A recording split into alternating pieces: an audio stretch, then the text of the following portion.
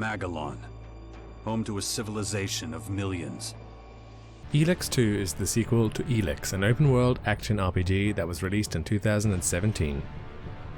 As I have covered Elex relatively extensively in a previous video, I'll just quickly summarize what it was all about before moving on to the sequel. It goes without saying, even though I am saying it, just to make sure, that there will be spoilers for the original Elex in the following section.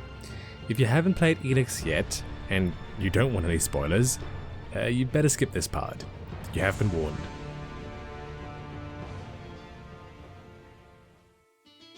Elex is set on a planet similar to our own, with the exception that about 160 years prior to the game's events, it has been hit by a comet carrying the titular element Elex.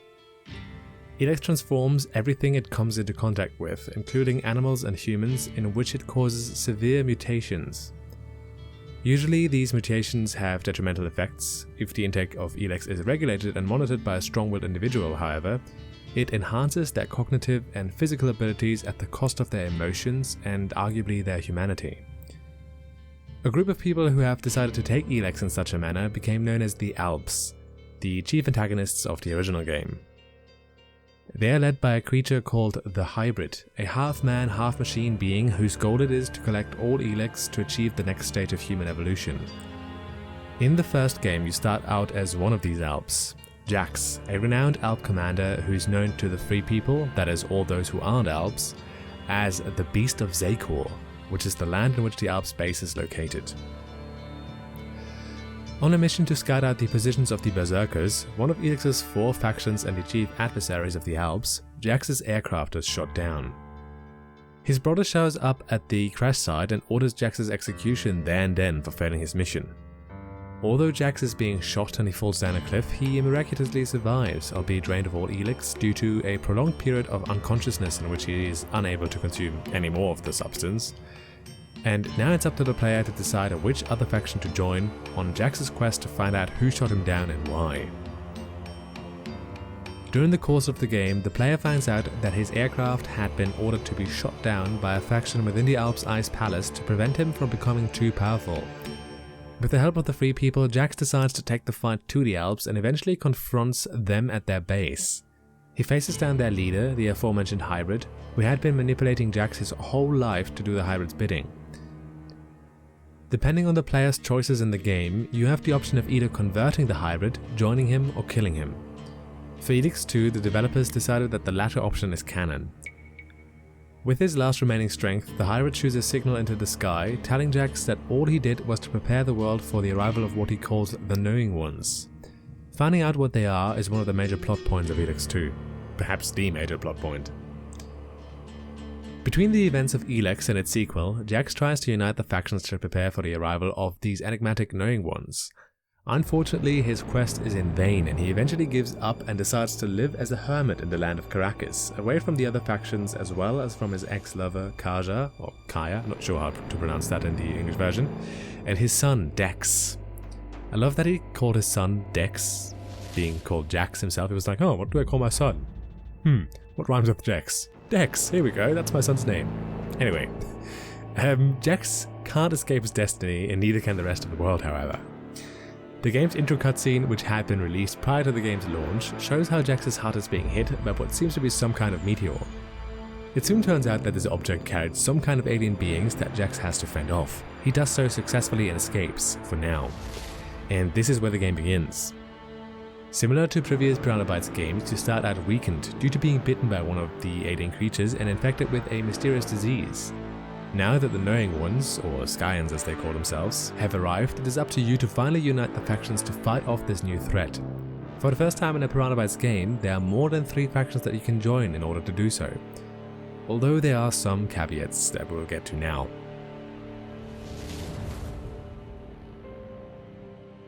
The game has 3 main factions, just like other Piranha Bytes games before. The Berserkers, the Alps, and the Morcons. Both the Berserkers and the Alps are well known and already established factions from the first game, although both have undergone some changes. The Berserkers have conquered the Outlaws' fort and the surrounding desert and turned it into a sprawling forest similar to their native Idan, which is known from the first game. Some of the outlaws assimilated into Berserker society, but changing it in the process. Elex 2's Berserkers are less fanatic and dogmatic when it comes to technology, but as a consequence have lost much of their medieval high fantasy flair. The Alps, on the other hand, haven't quite changed as much. They have moved in on the clerics' territory following their defeat at the hands of the Free People under the leadership of Jax and established a new power base in Ignidan. The game's new faction, the Morcons, dwell within what used to be a metro system underneath what appears to have been a major city. Up until very recently, they hadn't seen the light of day since the comet hit over 160 years ago. They are religious fanatics who worship death and decay and ideally want to remove all life from the planet to re-establish oblivion. That is the absence of everything, in particular life, and, well, unfortunately not the game. Carrots? Anything at all crunchy and yummy to eat? What? What did you say? What did you say? Me, me, me, me, me, me, me, me, me, me, me, me, me, me, me, me. Me, me, me, me, me, me, me, me, me, me, me, me, me, me, me. Not that one. It's about death and decay. Sorry. Apart from these three main factions, there are also the aforementioned clerics and outlaws. As has been mentioned, the clerics had been defeated by the Alps and were forced to retreat to the ruins of an old castle, where they are licking their wounds and trying to recover their strength. Following the outlaws' defeat at the hands of the Berserkers, they retreated to Ataris, a newly available region in Elex 2. There they do pretty much the exact same thing as before, albeit under new leadership. In Elex 2 you can decide to join one of the three main factions initially. If you want to join the clerics or the outlaws, however, you have to join another faction first. In case of the clerics, you have to join the Alps, as they are most similar in terms of weapons and equipment to the clerics, and in case of the outlaws, you can either join the Berserkers or the Morcons before you're allowed to join their ranks. This is explained by the fact that the clerics apparently don't have the resources to support your training, and the outlaws need spies among the other factions. Unlike previous Piranha Bytes titles, you also have the option of not joining any faction at all. You can decide to play the game as a lone wolf with your own base and companions, but without the help of another faction, which supposedly makes the game harder. This base and those companions are available to you if you decide to join a faction as well though. I personally haven't tried out this playstyle yet, despite having spent over 150 hours in the game, but Elex 2 isn't overly difficult, even on the hardest difficulty setting, and I don't think playing without a faction is going to make a huge difference, but I might be wrong. Once you've decided whether you're going to join a faction or not, you start taking the fight to the Skyans to try and find out why they've come here in the first place and how to stop them. Depending on which faction you've joined, the game offers different playstyles. There's melee as well as ranged combat and magic. Melee and ranged combat are available to all factions, although the Morcons excel at melee the most. Proper magic is only available to the Berserkers and the Alps. Why it isn't available to the clerics anymore, I don't know, and I don't think there's an in-game explanation either. Perhaps they just lost the technology, as technically speaking the cleric's magic wasn't really magic, but well, whatever. The good news is that Elex 2's gameplay feels much better than the first games. Combat is more fluid than it was before, hitboxes and animations have been improved as well.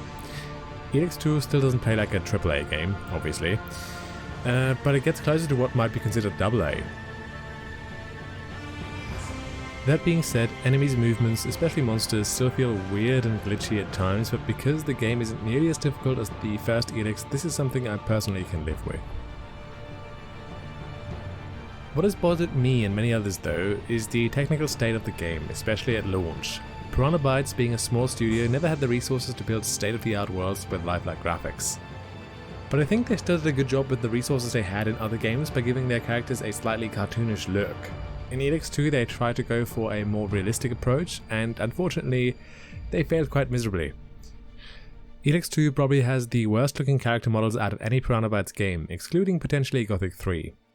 And the sad thing is that the main issue doesn't seem to be the character models themselves, but something about the lighting. In low light conditions the character models look decent in my own opinion, but somehow when they come out into the light they just look horrendous. There's a complete lack of shadows and wrinkles and other features usually found on human faces, not to be confused with human feces, and I don't know why. The characters just look like lifeless wax figures instead of actual walking and talking human beings. Aside from the weird characters, the draw distance is my other main gripe in terms of how the game looks. The game's environments are pretty and well made, the view distance however isn't. The game just doesn't render textures or shadows properly when things are slightly further away from you, giving things a smudged and unrealistic look and feel. And the worst thing about these graphical issues is that the game doesn't even run well. I can play Cyberpunk 2077 on high settings with a more stable frame rate than Elex 2, and there's a world of difference in terms of graphical fidelity between those two games, as most of you surely know. Performance patches and a DirectX 12 beta have improved performance massively since the launch of the game, but it still runs nowhere near as well as it should given the way the game looks. And unfortunately, the game's problems don't end on the technical side of things. I don't want to spoil the game too much, but the last 2 chapters might be the worst of any Piranha Bytes game. It basically boils down to kill quests with absolutely absurd amounts of mobs to kill. I believe at one point you have to kill literal hundreds of enemies to progress the story. The story itself also isn't the greatest, it's nothing to write home about, even for Piranha Bytes standards, and much worse than the first games. This isn't helped by the fact that many of the recurring characters of the game are unrecognizable. Firstly, due to the atrocious character models, and secondly because their whole personality seemingly changed overnight. Well, I mean it's been a few years, but still the changes are quite jarring. Other important characters such as Duras and Ray don't make an appearance at all. Where the game shines, however, is in the first 2 chapters. They might be my favourite of any Piranha Bytes game due to some excellent side quests, the likes of which I haven't encountered in any other RPG, and the once again stellar exploration. It's also fun to get to know the new factions and how the old ones have changed in between games.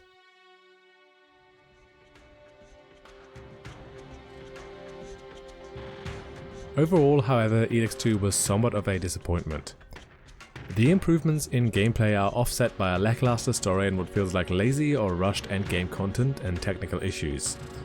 If Piranha Bytes had taken the best of the original Elex and combined it with the improved mechanics of the second installment, this might have been the best game they made since Gothic 2.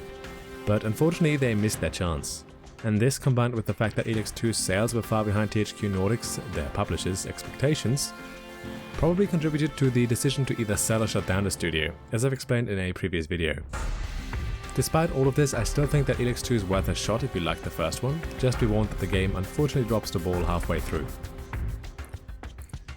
For those of you who've played the game, what are your thoughts? Did you think it was a worthy successor, or do you think Piranha Bytes should have stuck to fantasy instead of branching out into sci-fi? Let me know in the comments below and check out my other videos if you like. Also say hi on Twitch. Looking forward to seeing you in the next one. Until then, have a good one. Bye bye!